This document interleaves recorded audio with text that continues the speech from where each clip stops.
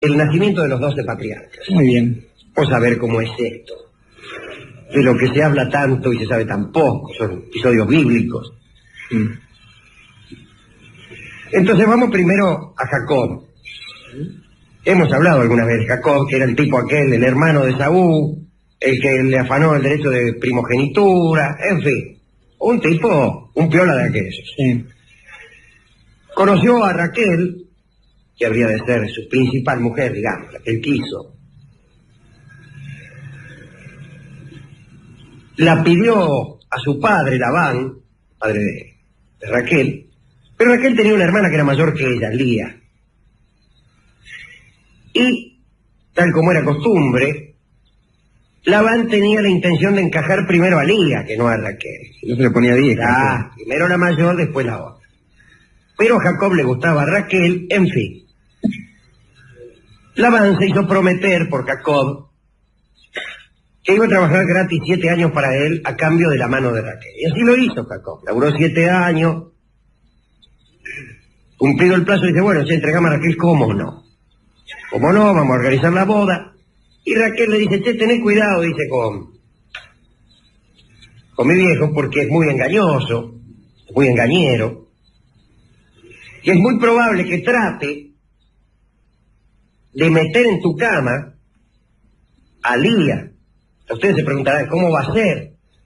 Bueno, en la antigüedad clásica, la historia de las sustituciones nupciales es muy, pero muy común. Ahí tenemos lo que le pasó a Pan cuando se metió en la cámara donde yacían Hércules y Ónfale. Digo, se equivocó. Quiso acariciar a Ónfale y acarició a Hércules, que estaba vestido con ropa de mujer. Pero eso era porque, en general, aquellas cuestiones se resolvían en la más absoluta oscuridad. Y en general con alguna cobertura accesoria respecto del mero cuerpo, ¿no? Claro. Entonces Raquel le dijo, mira Jacob, mi viejo tiene planeado introducir en tu cama a Lía. Si no importa, vamos a convenir una señal, o unas señales. Y yo únicamente aceptaré a aquella mujer que me tocare, primero, el dedo gordo del pie derecho, y luego el pulgar de la mano derecha, y luego el lóbulo de la oreja derecha. Recordaré esas señales, dijo Raquel.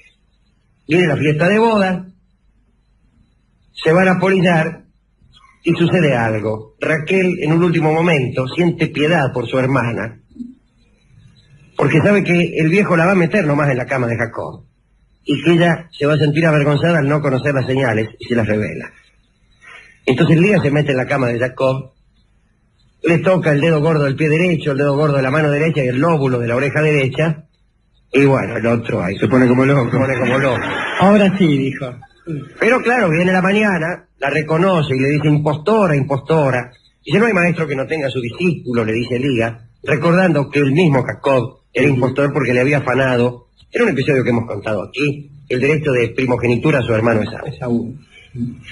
El caso es que se va a quejar al viejo Labán, le dice, bueno, aguántatela, dice, en todo caso, después arreglamos, o sea, cómo son estas cosas. Y, mira, si yo te puedo ceder a las 2 mujeres, pero tenés que laburarme 7 años más. Bueno, dijo el otro. Pero ahí empezaron a nacer los hijos que tuvo Jacob, que finalmente son los 12 patriarcas de Israel, que fue el nombre que tomó Jacob después. Y el primero que nace fue nuestro amigo Rubén, el Rubén. Rubén Rica.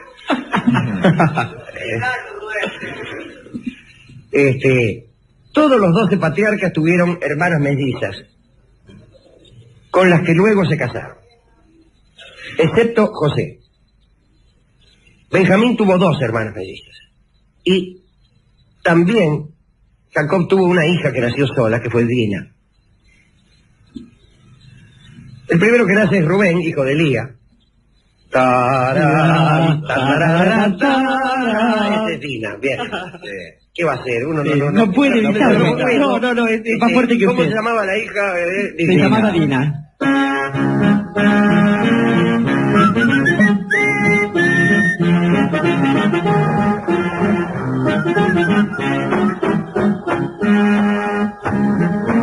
Bueno, el primero fue Rubén, porque parece que la madre dijo, Yahvé ha mirado mi aflicción, y esa mirada sabe la palabra Rubén, que quiere decir algo así. Nació el segundo hijo, y Lía dijo, Yahvé ha oído mis súplicas, y el segundo se llamó Simeón. Nació el tercero, y Lía dijo, mi marido se apegará a mí, y se llamó Leví. Nació el cuarto, y Lía dijo, hay que alabar a Dios, y se llamó Judá. Pero ahí viene el asunto. Lía no tiene más hijos. Y entonces Raquel, que por otra parte se creía estéril, le dice, yo no te puedo dar hijos, Jacob, pero puedo darte una sierva mía que se llama Bala, y aquellos hijos que tengas con ella serán como míos. No solo era sierva, sino que también era su hermana, porque era hija, aunque ilegítima, de su padre Labán. Y ahí nacen otros dos, llamado, el primero Dan, porque Raquel dijo, Dios me ha hecho justicia, y se llamó Dan. Nació otro, he luchado contra mi hermana, dijo Raquel, y se llamó Neftalí. Pero ahí viene cuando Lía le cede a su vez a otra sierva que ella tenía, que se llamaba Selfa, a Jacob. Y Jacob tiene dos hijos con Selfa, que son Gad y Aser. Y en adelante, después de esto, solamente durmió con Raquel, que se suponía estéril. Ahora bien, un día, el Rubén estaba ahí, entregaba las tareas del campo, y se encuentra unas mandrágoras. Ustedes saben que las mandrágoras son unas plantas mágicas. Son una raíz, lo que usamos nosotros es una raíz que tiene la forma del cuerpo de un hombre, la silueta de un hombre. Así es. Y tiene por virtud aumentar la atracción de una mujer para su marido, pero también de curar la esterilidad. Se resisten las mandrágoras a la mano que las arranca, salvo que se apele al siguiente expediente, si me permiten la involuntaria rima. Se vierte orina de mujer sobre la planta y entonces esta se deja arrancar. Pero aún así es segura la muerte si es que uno toca la planta. De manera que, con mucho cuidado, se hace una especie de lazo alrededor de la planta, un nudo corredizo, después se ata la otra punta de la soga a un perro, se espanta el perro sale rajando, arranca la mandrágora y muere el perro porque la mandrágora toma venganza, una venganza terrible como la de este programa, sobre aquel ser que la arranca. Así que se junta con perros. Pues cierto día estaba Rubén ahí con un asno, y el asno sin querer arrancó la mandrágora y cayó muerto. Rubén le fue a llevar la mandrágora a Lía, mitad para explicarle por qué razón había muerto el asno. Y Lía se hizo con las mandrágoras. Cuando Raquel vio las mandrágoras, dijo, dame esas mandrágoras, que me vienen fenomenal porque a lo que yo soy estéril. Pero la otra, Lía, que ya no dormía con Jacob, le digo, no, ¿y yo qué voy en esto? Bueno, yo te dejaré dormir con Jacob, si es que tú me das las mandrágoras. Se hizo la transacción. Raquel anunció a su marido este acuerdo. Jacob, que entraba en cualquier componente, dijo sea. Y de este episodio nació Isacar, cuyos descendientes conocieron mucho la astronomía y la astrología. Raquel comió las mandrágoras y finalmente dio a luz a José. Después Lía dio a luz a Zabulón y a la mencionada... ¿Quién? Bueno, a Dina. Y finalmente Raquel tuvo otro hijo. Y dijo, este es el hijo de mi desgracia, porque tuvo unos grandes dolores en ocasión del parto, y se llamará Benoni. Pero Jacob dijo, no, este hijo es el hijo de mi mano derecha, y le puso Benjamín, que fue el menor de los hijos de Jacob, y es por eso, como todos ustedes saben, que a los hijos menores se les llama Benjamín. Muy bien, pero ¿cuál era el hijo más querido de todos estos para Jacob? No era el Rubén. A ver, ¿quién era? Muy bien, José. Se conoce que esto circula en los medios, ¿no? Sí. Sí. Y lo quería más que a ninguno porque se parecía mucho a él, y además porque era muy lindo. José era lindísimo, una cosa así. Dice usted señalándose Son lindos. para la gente. Así como yo, más un poquito. Por eso usted es el hijo más querido de su madre. Sí, Por eso, el único. Amén de ser único, ¿no? sí. Era lindo, una cosa así como yo, un poco menos, ¿no? Sí, bueno, tampoco, claro. Bueno, y hablaremos un poco de José. Hemos contado una historia, pero vamos a ver cómo se llega a esa historia. Una historia judicial contamos. Sí, contamos la historia de José y la mujer de Putifar. Como su nombre lo indica. Pero vamos a ver cuáles son los antecedentes lejanos. Ya lo tenemos nacido a José, que fue el primer hijo de Raquel, hijo esperado, hijo mágico casi, ¿no? Bien, a la edad de 17 años José iba con sus hermanos, hijos, en este caso eran hijos de Bala y de Selfa, a apacentar el ganado. El ganado de Jacob.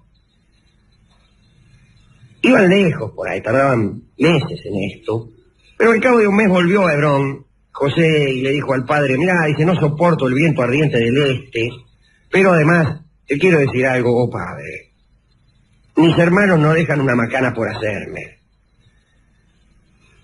Me escarnecen, me tratan mal, etcétera.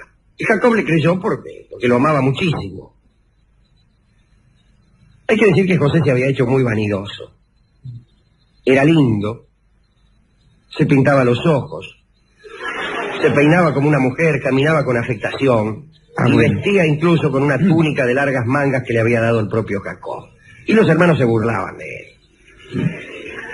José incluso los batió varias veces ante Jacob, contando algunas de las cosas en que andaban estos tipos. Dice, mirá, matan secretamente y comen los mejores carneros, andan con muchachas cananeas, se juntan con minas de Canaán. Y el viejo embalado.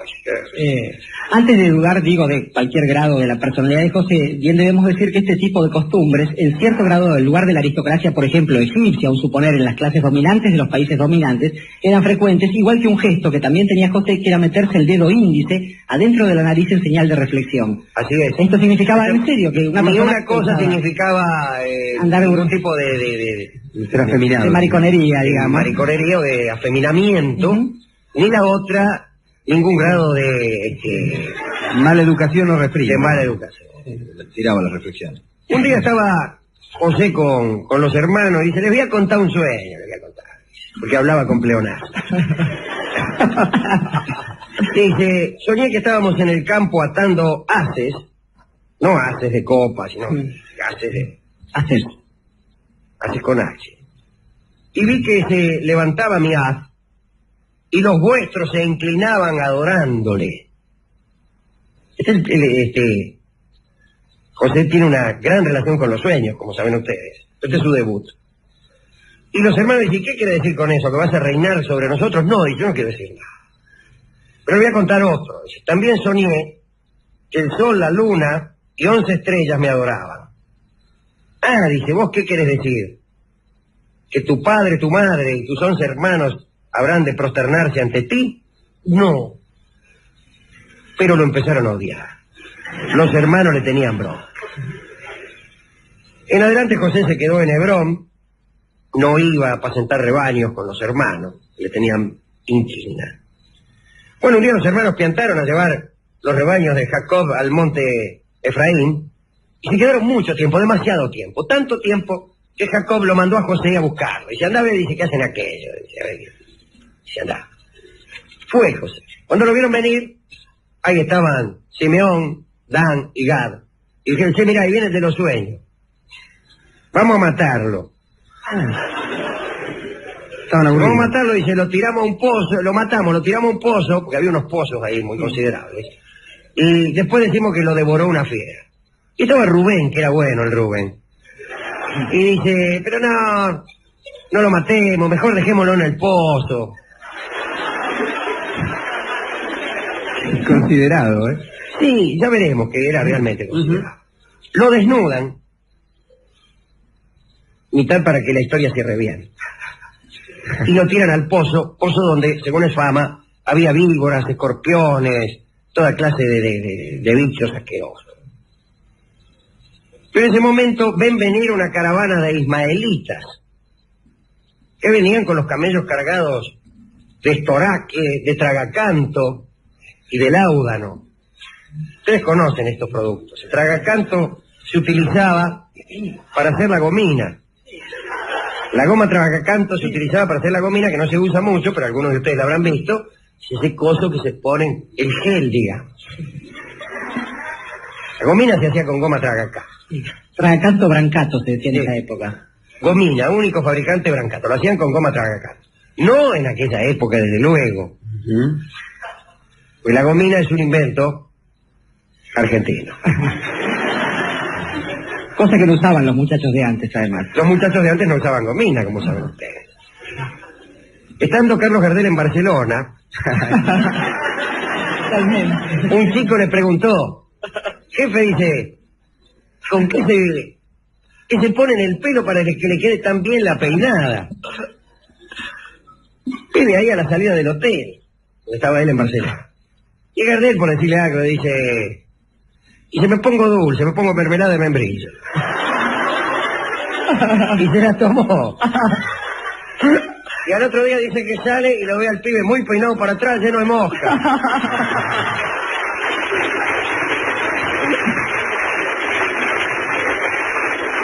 Bueno, por cierto, aquellos mercaderes ismaelitas pues traían estoraque, tragacanto y láudano, que sirve para, entre otras cosas, para calmar ciertos dolores.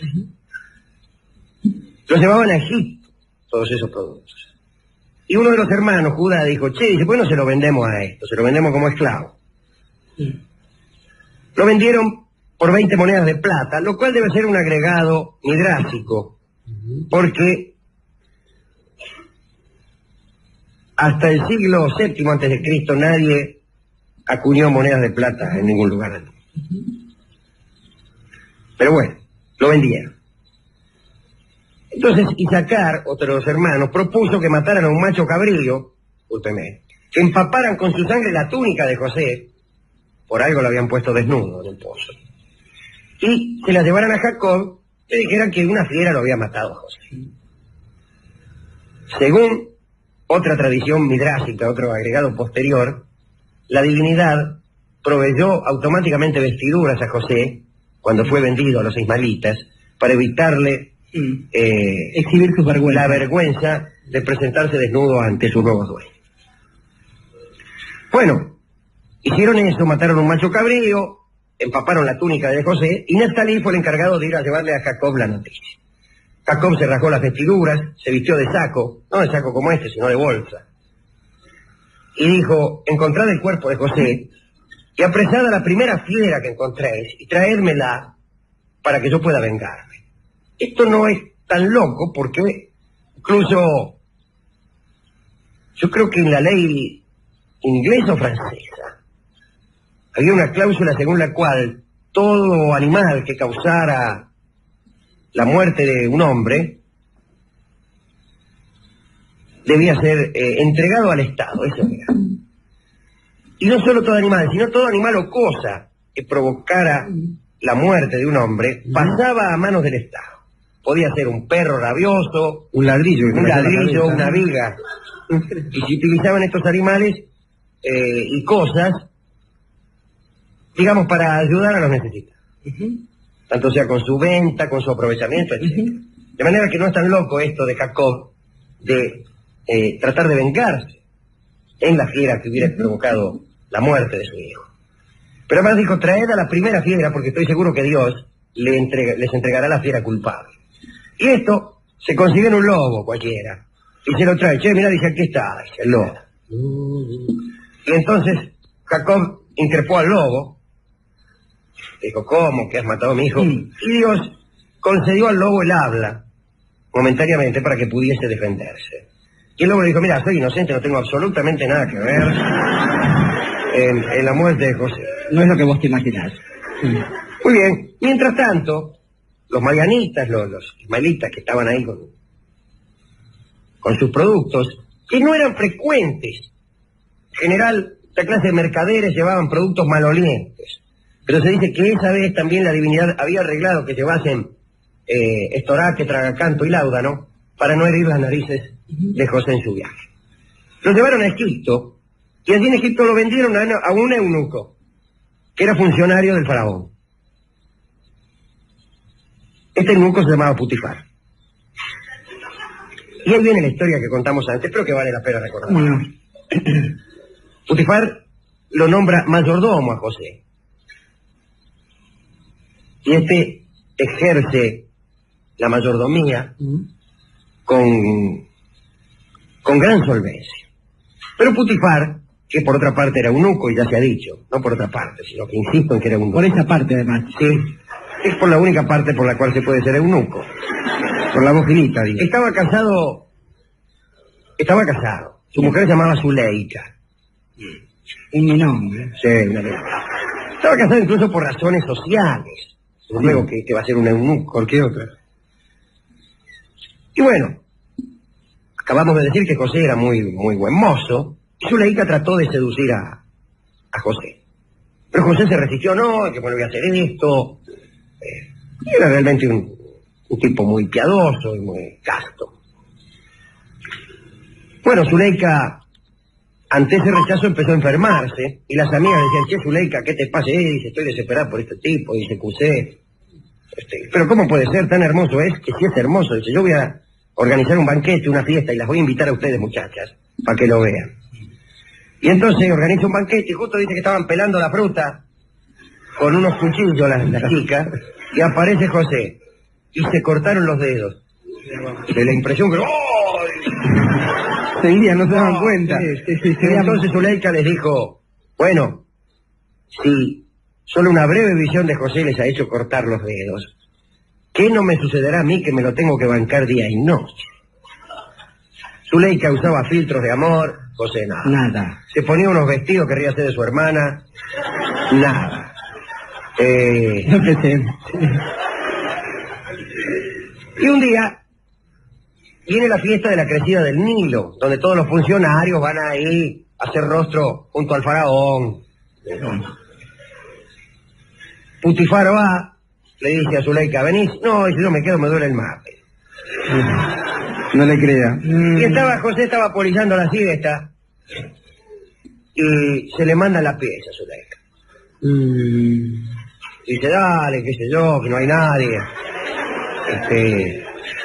O Capito que te amo, todas esas cosas. Apúrate, José. Sí. Y José no quiso saber nada. Ella lo tomó del manto y rasgó el manto de José. José en ese momento huyó y dejó en la mano su manto, en la mano de Zuleika. Zuleika empezó a gritar, sirviente, sirviente, sirviente, vengan. Dice que aquí me quieren violar. Esta historia también es muy común. Recuerden lo que le pasó a Belerofonte con Antella, a Fedra, pobrecita, la hermanita de Ariadna, pobrecita, Flor de... Sí. Al que le pasó fue a Hipólito, pobre. hijo de Teseo. La tipa también se le metió en la pieza, dice, qué sé yo, y... Bueno, al final pagó con su vida el pobre Hipólito, este asunto. Moraleja.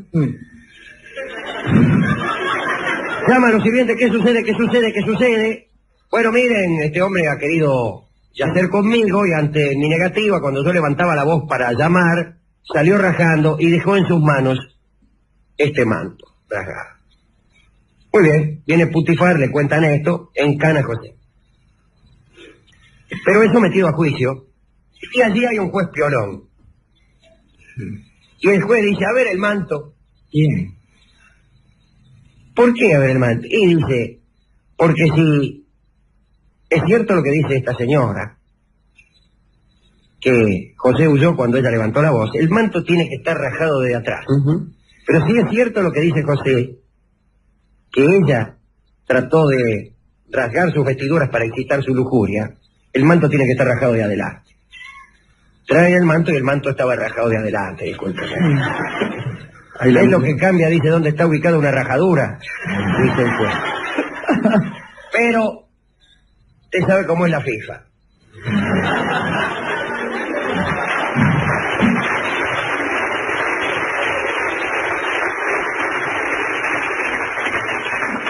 Diez años le dieron a José. Algunos dicen que era castigo de Dios por las pilchas que acostumbraba a usar. Otros dicen que en realidad Putifar estaba enamorado de José y que por celos hizo todo este asunto. En fin.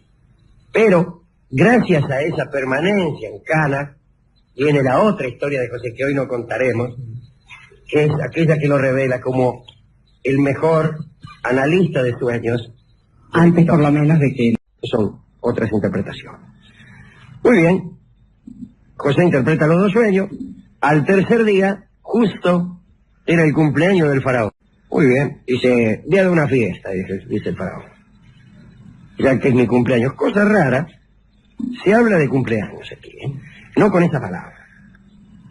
Era el aniversario, era el día exacto en que había nacido el faraón. Digo porque esta costumbre de celebrar uno el cumpleaños no era no era tan frecuente en la antigüedad clásica. El faraón da un banquete a sus servidores. Se anda un banquete, aquí traigan algo, y aprovecha ese día para restablecer al jefe de coperos en su cargo, y B, hacer colgar al panadero, sin que por lo menos yo sepa por qué. Pero hizo cumplir las profecías o las interpretaciones de José, ¿no? El copero vuelve a su lugar y al repostero lo cuelga. Pero sucedió que el jefe de coperos, aún restablecido en su cargo, olvidó su promesa. Y José siguió en Cana, pero mucho tiempo más.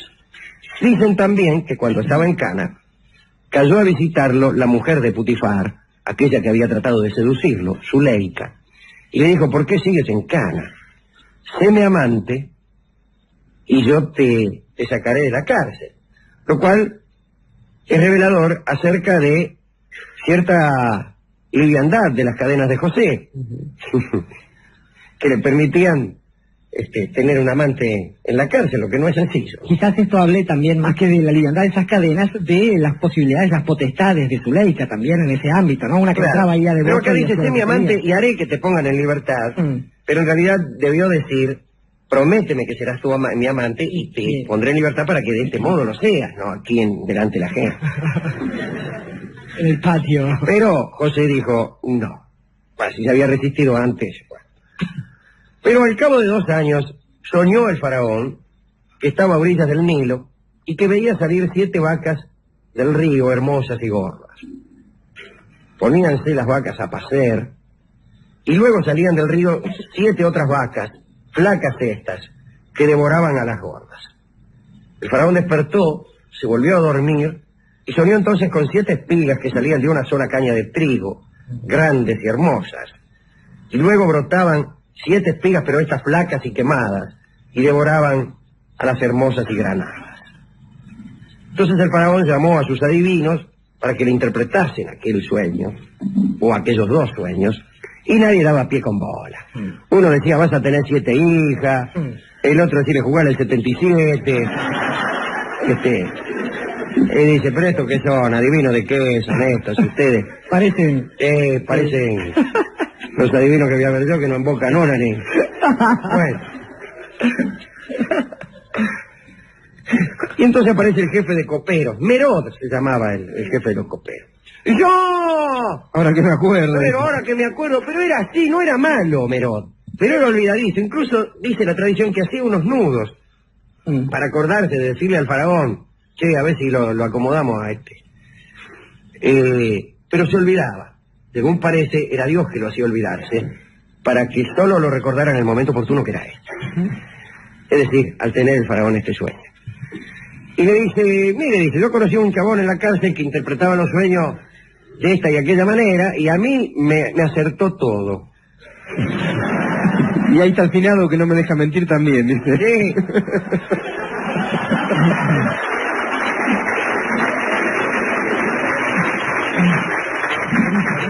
Sí. Riverito, dice. Bueno, llaman a José, José en presencia del faraón. Tac. Así dice que usted adivina los sueños, dijo el faraón. Dice, no soy yo, Dios dará su respuesta al faraón si es que el faraón me consulta. Muy bien, le cuenta el faraón los sueños. No, dice, ¿vos sabés qué? Y le cuenta. Bueno, dice, en realidad el sueño del faraón es uno solo, dice José. 7 vacas son 7 años y 7 espigas también son 7 años. Vamos, que vendrán 7 años de abundancia a los que seguirán 7 años de miseria. Busque el faraón un hombre inteligente y sabio, póngalo al frente del Egipto, ponga al faraón intendentes que recorran las provincias y visiten la tierra y recojan 1/5 de cada cosecha. Esto en la época de abundancia. Reúna el faraón el producto y acopie, y tendrá cuando venga la época de miseria. Entonces el faraón escuchó eso, sintió que era cierto, y dice, bueno, ya que tenemos que nombrar a un hombre inteligente y sabio, tú serás ese hombre. Y le dio su anillo, lo vistió de blanco lino, en realidad debe querer decir que lo vistió con el delantal regio, el sendit que usaban los faraones. Puso en su cuello un collar de oro, ordenó que anduviera él en el segundo carro, o sea, en el carro que venía atrás del faraón, y que ante él se gritara Abret, que quería decir algo así como Araca, en el idioma egipcio. Sería Abret Khan. Ese no es egipcio. Lo llamó Safnat Paneah, que tampoco es egipcio, y que quiere decir, por él habla el Dios vivo. Tenía en ese entonces, José, 30 añitos. No está mal, Llegar a virrey de Egipto a los 30 años. Yo a los 30 años andaba bailando por un bizcocho, hermano. Y eso que adivinaba, Sí, la pegaba. Pero no encontré mi faraón. ¿Sabe qué? Yo en el caso de él, en episodios como el de Zuleika, Pensé que eso fue lo que lo mató, sí, creo que sí. No estoy de acuerdo una vez más, pero después le cuento. Bueno, José fue humilde, fue muy humilde. Acostumbró a recibir con humildad esos dones. Acostumbró está mal, ¿no? Recibió con humildad esos dones, discúlpenme. Bajó los ojos ante la mirada codiciosa de algunas mujeres. Y Dios lo recompensó con un don peculiar. Dicen que lo recompensó con larga vida, pero no es del todo cierto, porque todos sus hermanos lo sobrevivieron, como veremos quizá mañana. Pero otra vez insisto en ese error, lo recompensó con el siguiente y peculiar don: inmunidad ante la ahojadura, es decir, ante el mal de ojo. No lo podían ojear.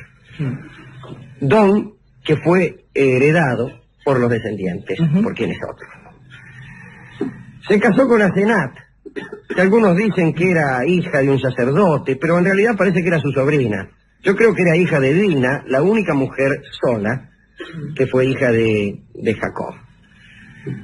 Tuvo 2 hijos, Manasés, Efraín, y bueno, permitió que se pagara el trigo con ganado, empezó a vender el trigo, en fin. Los 7 años de abundancia pasaron, acopiaron el trigo tal como había recomendado José, lo mezclaron con tierra para evitar los gusanos del añublo, y vino el hambre. Cuando los graneros particulares quedaron vacíos, José abrió los graneros del faraón y empezó a vender trigo al pueblo. Y dije antes, que a veces admitía que le pagasen con ganado, de modo que al cabo de aquellos años el faraón quedó propietario de todo el ganado del reino de Egipto. Pero el hambre pasó también las fronteras, y José recaudó muchísimo dinero vendiendo trigo a los extranjeros que venían. ¿Cuál era la situación de José? Recordemos. Sus hermanos habían quedado en Hebrón con su padre. Su padre creía que él estaba muerto. Y allá estaban los hermanos, no los vio nunca más, hasta ahora. Y sabiendo que el hambre había traspasado las fronteras, dice, bueno, voy a dictar aquí una ley. Todos los extranjeros que deseen comprar trigo deberán venir personalmente. Y si se llega a descubrir que compran para revender, serán condenados a muerte. Quien necesitase el trigo tenía que ir a Egipto, no podía comprarlo en otra parte. Y además, tendrán que firmar con su nombre, con el nombre de su padre y el de su abuelo, un recibo de compra. Y ordenó también que se le presentara a diario una lista de los compradores que hubieran acudido. ¿Y por qué hacía esto? Porque sabía que los hermanos iban a venir. Y entonces revisaba cada día la lista, a ver si había alguno que pusiera, por ejemplo, Rubén, hijo de Jacob, hijo de Isaac, y acaso, hijo de Abraham, y acaso, hijo de Terah. Bueno.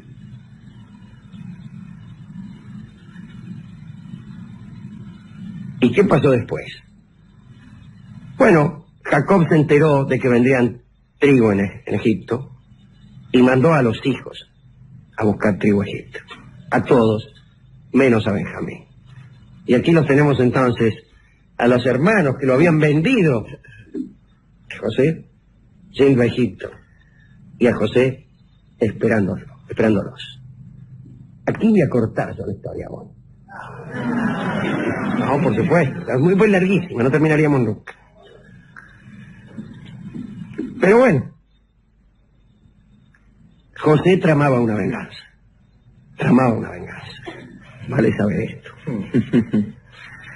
Y vale saber otra cosa que se preguntan los historiadores. ¿Quién era el faraón del cual se hablaba? ¿Quién era ese faraón? Ese que nombró a José, mi rey. No sería José, y aquí viene una confirmación histórica o una analogía histórica. Había un general semita llamado por los egipcios Yanhamu, mencionado en las cartas de Tel Amarna como encargado de los graneros. Y en ese caso, si son las cartas de Tel Amarna, aquel faraón no era otro que un amigo de este programa. Un faraón que cambió su nombre. Un faraón que trasladó la capital de Tebas a Viedma. Un faraón que fue derrocado. Un faraón que fue derrocado, creo que el único. El único, absolutamente. Un faraón que cambió la religión. Un faraón monoteísta que quizá había oído hablar de esta idea de un solo Dios, un Dios vivo y verdadero. A alguien que le merecía mucho respeto.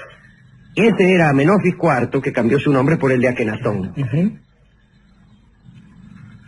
Y que cambió la religión de Amón y toda su cohorte de dioses por la de Atón, el disco solar, el único. Cambiando además, Alejandro, las prácticas sociales establecidas desde centurias, en las cuales tenían un lugar diferente a partir del gobierno de Akenatón, las mujeres, las familias, la propiedad privada, e incluso algo que le resultó fatal finalmente, que era la política imperial de Egipto para con sus vecinos. Exactamente, porque él, estando a favor del amor y de la paz, resolvió dejar de combatir a los vecinos. Pregonó una política de paz, lo cual fue un error político espantoso, claro, porque ni bien se enteraron de que él había desmantelado su ejército, los hititas, que no eran demasiado escrupulosos, procedieron a invadir el Egipto con toda comodidad. Pero bien, ¿era ese José? ¿Era ese el faraón? No lo sabemos. Las cartas de Tel Amarna parecen decir que sí. ¿Cómo terminará esta historia? ¿Cómo se vengará José de los atorrantes de sus hermanos que lo vendieron a unos tipos que iban a vender gomina a Egipto? Digo gomina para quien no escuchó aquel programa, porque uno de los productos que vendían los hermanos Brancato, ¿no? Aquellos mercaderes era la goma tragacanto, que se utilizó mucho después para la confección de gomina y que cimentó la gloria de Carlos Gardel, por ejemplo. De donde viene a saberse que sin aquellos mercaderes que llevaban y traían tragacanto, el tango se hubiera quedado sin su mejor cantor. Bueno, ¿cómo terminará esta historia? Es una pregunta. Sí. ¿Y a quién se la dedicaremos? Esa es otra. Muy bien, la primera de las preguntas será respondida como corresponde en esta misma emisora, a la misma hora y con el mismo tono en el día quizás de mañana. Pero quizás no, porque ya sabemos que quedan en este programa promesas incumplidas flotando en el aire. Como así son nuestras vidas, una sucesión de promesas que se quedan en ellas. En todo caso, sí debemos hacernos cargo aquí y ahora de la segunda de las preguntas. Y en ese caso, Alejandro, me permito hacer dos aclaraciones previas, pertinentes, antes de la dedicatoria. La primera es que no solo estas historias que cuenta usted se continúan, sino que además parecen guardar cierta curiosa coherencia tramposa en cuanto a la posibilidad de las dedicatorias. La segunda es que tengo para mí, y seguramente esto usted mismo lo está marcando, que los hombres sabios no son aquellos que gobiernan, pero que es necesario que aquellos que gobiernen sepan rodearse de hombres sabios. Entonces, si bien dijimos ayer que aun cuando el mundo tuviese 20 minutos de existencia, valía la pena pensar en el libre albedrío y las consecuencias de los actos, decimos hoy que sobre todo para los hombres que gobiernan y se rodean de hombres sabios, es muy necesario recordar aquel lugar de donde vienen, esto es, qué es lo que legitima su poder, quiénes fueron aquellos que lo consagraron, cuáles son esas viejas cartas que a veces aparecen en forma de sueño y que consagran en todo caso la verdadera voluntad de alguien, un ser supremo o un ser supremo expresado en miles de nombres, que son aquellos que verdaderamente consagran el poder. Para los que saben leer las cartas viejas, sean hombres de gobierno o aquellos hombres sabios que los aconsejan, es esta dedicatoria del programa de hoy. Canta entonces Ángel Vargas para José, para el faraón sabio, para quienes encontraron las cartas viejas de Tela Marna y para todos los hombres de bien, este tanquito. Adelante, don Ángel Vargas. Serie acerca de José. ¿Qué José? Resumen de lo publicado. José, hijo de Jacob, no se llevaba bien con sus hermanos. Estos lo vendieron a unos mercaderes que iban a Egipto. Estos mercaderes lo llevaron a Egipto y se lo vendieron a un funcionario del faraón llamado Putifar. La mujer de este funcionario, llamada Zuleika, trató de seducirlo. Resistióse José y acusólo la mujer de quererla violar. En Cana fue José. Allí conoció a un copero y a un panadero del faraón y exhibió ante ellos habilidad para interpretar sueños. Liberado el primero de ellos, le comunicó en cierta ocasión en que el faraón había tenido un sueño que él conocía a un niato que estaba en Cana y que interpretaba los sueños magníficamente. Lo llama el faraón a José, digo yo pasando al presente histórico, le cuenta su sueño, José lo interpreta correctamente y el faraón lo pone al frente de la economía del Egipto, lo nombra virrey del Egipto. Entonces José administra el trigo, viene una época de hambre, pero como José había tenido la precaución de acopiar trigo, empieza a venderlo incluso a los extranjeros, y dicta José una disposición según la cual todo extranjero deberá comprar únicamente el trigo que vaya a consumir, prohibió su reventa. Y además todo comprador debería firmar un recibo con su nombre, el nombre de su padre y de su abuelo. ¿Para qué? Para que cuando vinieran sus hermanos que vivían en Hebrón a buscar trigo, él pudiera reconocerlos. Y así llegan los hermanos que hacía muchos años que no lo veían y que no sabían nada de él, los mismos hermanos que lo habían vendido a unos mercaderes por jorobarlo porque le tenían broma. Bien, a todo esto Jacob, el padre, creía que José estaba muerto. Esta es la situación. Capítulo 3. Capítulo 3. Lo tenemos a José instalado ahí como virrey, gran pinta, y los hermanos que vienen a comprar trigo. Dicen, vamos a comprar trigo a Egipto que están vendiendo y acá no hay. Muy bien.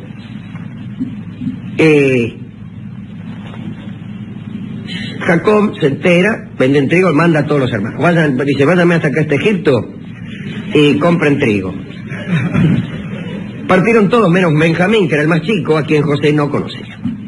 Nació Benjamín después de la venta como esclavo de José. Y Jacob le dice a los chicos, mirá, dice, cuando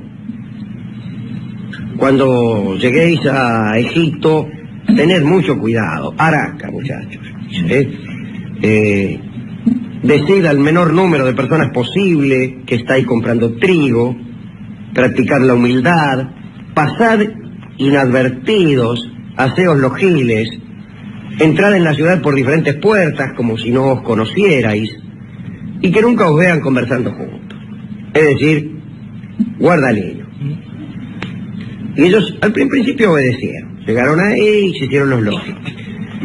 Pero llegan y le presentan a José la lista diaria de los compradores extranjeros que José revisaba todas las noches. A ver quiénes vinieron. Dice, aquí están mis hermanos, mirá, dice, el Rubén, hijo de Jacob, nieto de Isaac, bisnieto de Abraham, tataranieto de Terah. Lindo nomás. Vayan a buscar, dice, a todo esto. Los encontraron en el barrio de las Rameras, si me permiten ustedes la expresión. Mira vos. Comprando trigo. No, fíjense que no. Había que separar. Sí, impulsados por los remordimientos, habían ido a preguntar por el hermano perdido. Ajá.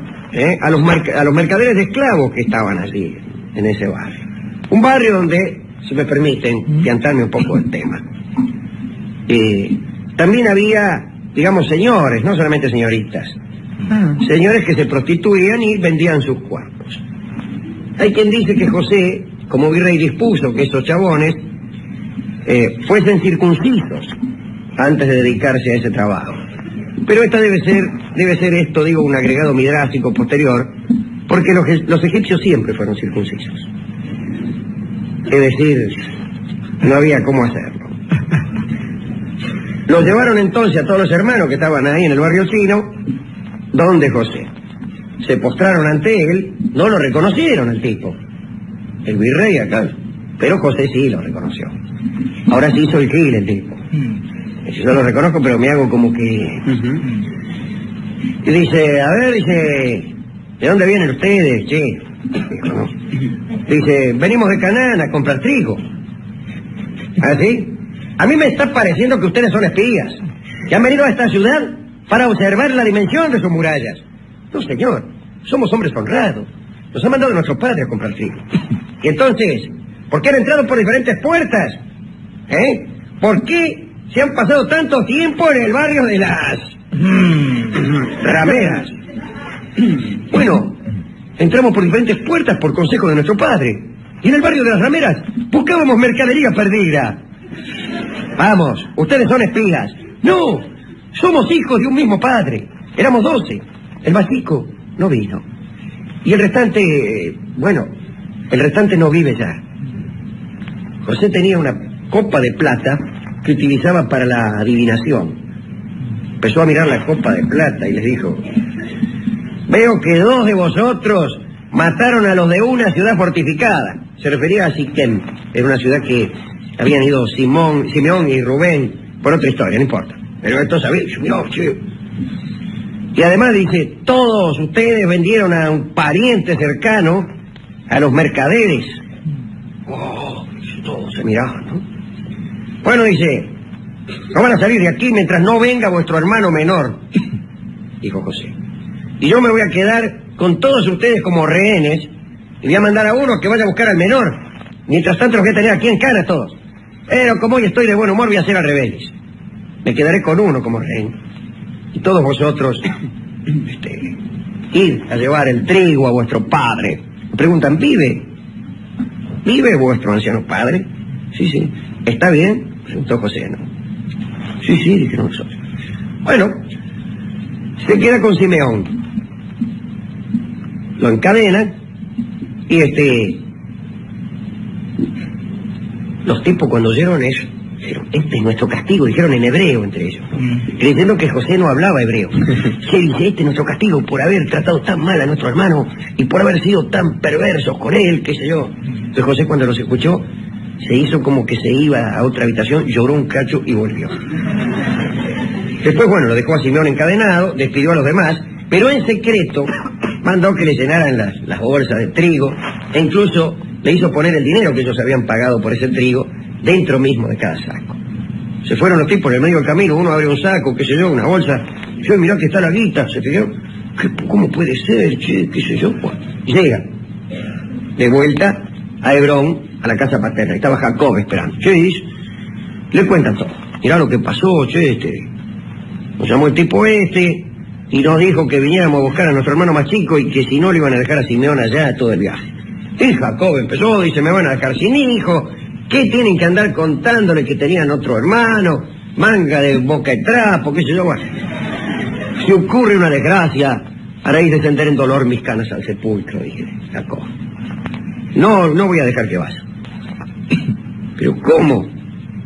Tenemos que ir, lo van a dejar a Simeón allá en Cana. No, que si llevan a Benjamín me voy a quedar sin Benjamín, sin Simeón, ya lo perdí a José y que ustedes son un peligro.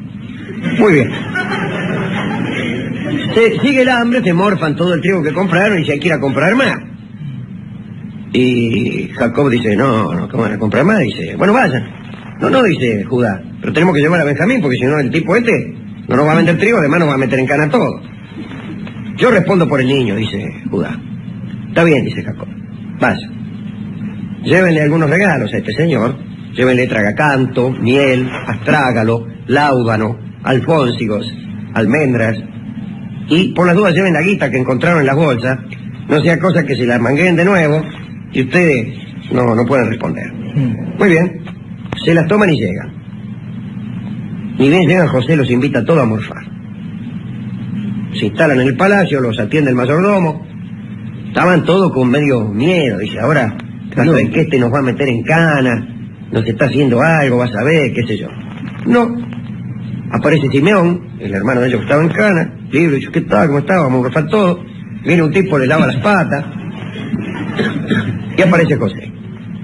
Y ven, llega, pregunta y dice, ¿cómo está vuestro padre? ¿Está bien? Sí, dice, está fenómeno, viejo, guapo. Bueno, ordena a José, también en secreto, a su mayordomo que llenara de víveres las bolsas de sus hermanos, pero que escondiera en la bolsa que tenía Benjamín sobre su asno, la copa que él usaba, la copa de plata que él usaba para adivinar. Para adivinar, digo. Escondele la copa ahí, yo sé por qué. Muy bien. Morfan, qué sé yo, se las toma. Cuando se las toman, él manda al mayordomo y a unos nietos a perseguirlos. Los alcanza el mayordomo. Dice, a ver, dice, voy a revisar porque acá me han dicho que ustedes se han afanado una copa. ¿Qué vamos a afanar una copa? ¿Para qué queremos una copa? Tan agradecidos como estamos a este hombre, el virrey, qué sé yo. Vamos a revisar. Vamos a revisar. Se revisa la de José y encuentran la copa. ¡Ah, aquí está la copa!, dice el mayordomo. Así que habéis devuelto mal por bien, atorrante, sinvergüenza. Los llevan a todo ante José. Judá le dice, mire José, si quiere nos quedamos todos, ¿qué podemos hacer? Esclavízanos a todos. No, dice, yo lo único que quiero es al culpable, dice. Pero no, no sé, no.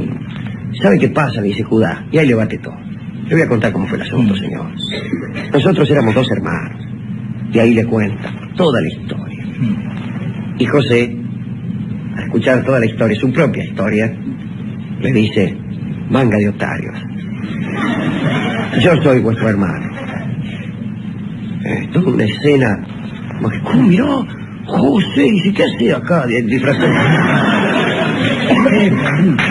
Pepe, dice, ¿qué hace? Disfrazado de egipcio. ¿Qué te dice? El otro le cuenta, qué sé yo, bueno. José le dice, mire muchachos, acá van 2 años de hambre, todavía quedan 5. Él mismo había profetizado, y se venían 7 años de hambre. Vuelvan a casa, tráiganlo a papá, díganle que estoy vivo, tráiganlo acá que acá van a estar fenómenos, yo con el faraón estoy acomodado, porque le interpreté un sueño al tipo y me tiene así, me tiene. Los besó a todos y el faraón le dijo después, mirá, dice, yo le voy a dar a tu padre y a tus hermanos la mejor tierra de Egipto, y decirle que venga con toda la parentela. Que no, se fueron. Ya cuando están llegando se encuentran con Sarak, la hija de Aser, que tocaba el arpa y cantaba. Entonces para que Jacob no recibiera una impresión muy fuerte y repentina, le dijeron, andá y tocar y cantar una canción, medio como avisándole que José está vivo. Y la tipa le canta una milonga que dice, José no ha muerto, no ha muerto. Lleva en la cabeza la corona de Egipto, no ha muerto, ¿comprendes? Y Jacob comprendió. Se puso vestidos regios. Llegaron los muchachos, dice, acá manda a decir José que está vivo y que dice, al final José está vivo. Y dice que estaba allá con toda la familia de Egipto, que vamos a estar fenómeno, que eso, se las toman todos. 70 personas, dicen algunos. Suceden dos cosas. 70 era un número canónico. 70 era muchos o era todos. Pero hay otra historia. Haciendo una especie de censo de las personas que viajaron, se pueden contar a 69. Falta una. Pero puede ser que hayan interpretado que Dios iba entre ellos, no parece muy prometedor eso. Pueden ser que hayan pensado que 70 era todo. Y al propósito de 70 voy a contar algo que tiene que ver con esto. Un agregado midrásico dice que el faraón acostumbraba a ponerse sobre una especie de pirámide de 70 escalones y recibía a príncipes y dignatarios extranjeros, los cuales subían tantos escalones como idiomas conocían. Y 70 era el número canónico de idiomas que había después del accidente de la Torre de Babel. Y José subió los 70 escalones porque tenía el don de las lenguas y se sentó junto al faraón. Es una linda historia. Bueno, se va Jacob con sus 70 familiares a Egipto. José se adelanta hasta Gosén, se dan un abrazo, lo lleva donde el faraón, presenta a algunos de sus hermanos, lo presenta a su padre, al faraón, dice, mire, dice, gran dos casas, este es mi padre. Entonces el faraón lo mira y dice, ¿cuántos años tienes? 130, dice Jacob. Corta y mala ha sido mi vida. Se cuenta que por esa respuesta Dios lo castigó por ingrato y le restó 32 años de los que tenía asignados para vivir. Araca a los ingratos. Araca a los ingratos porque además el Dante los ha puesto junto a los traidores, allá en el último rincón del infierno. Bueno, todos fueron muy felices. Jacob vivió 17 años más, hasta los 147, 32 menos que su padre Isaac, que eran los 32 que le había restado Dios por Gil.